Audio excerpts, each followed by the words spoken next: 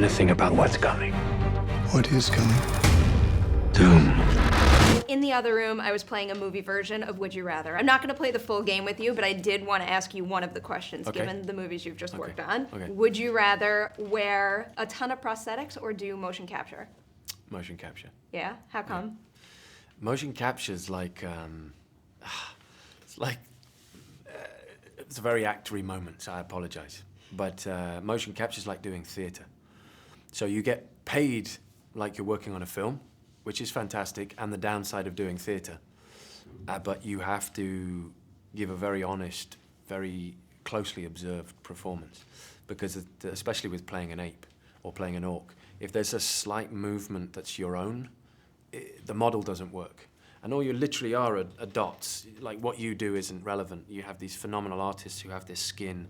They put the digital information of the dots, the skin sleeves over it, and then it's moving. So you've helped animate what these guys have beautifully animated.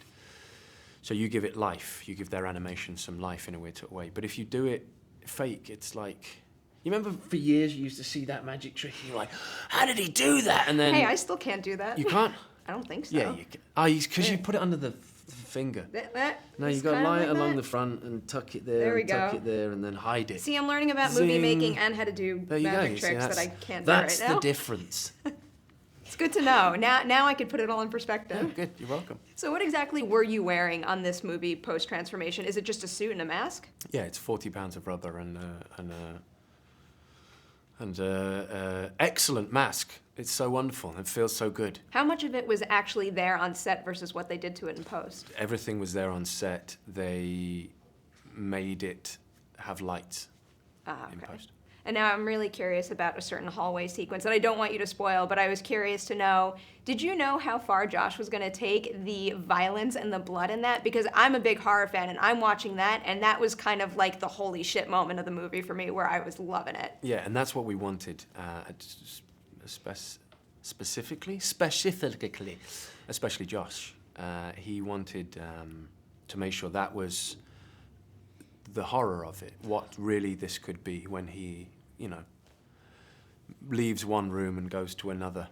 And that was the stunt people's phenomenal performances. That sold it.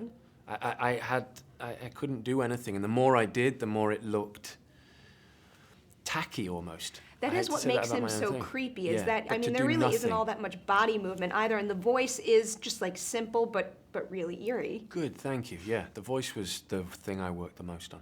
Did you ever come up with what he was busy doing on Planet Zero for that entire year? Yeah, I feel like there's already a Doombot, but I can't say that. But I feel like, yeah, maybe it was already a Doombot. Maybe that wasn't even me. Who knows? Maybe I'm still there.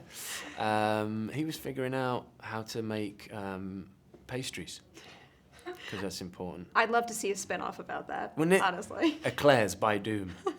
I would watch that. You would, and you'd eat one. I kind of would. I bet they'd be delicious. That'll be like a Funny or Die sketch after this. Yeah, or, you know, he actually gets his doctorate in medicine, but he's just really, yeah, unfortunately, there's nothing we can do about the mole. We need so he's to like make these a spin-offs happen. doom-filled doctor.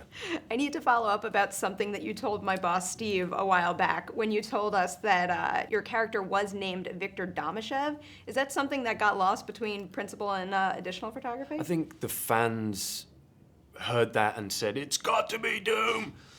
And they knew that. I think that was me. I don't know why. I have brain tumors every now and again, and I just go, yeah, his name's Bill Winklebottom.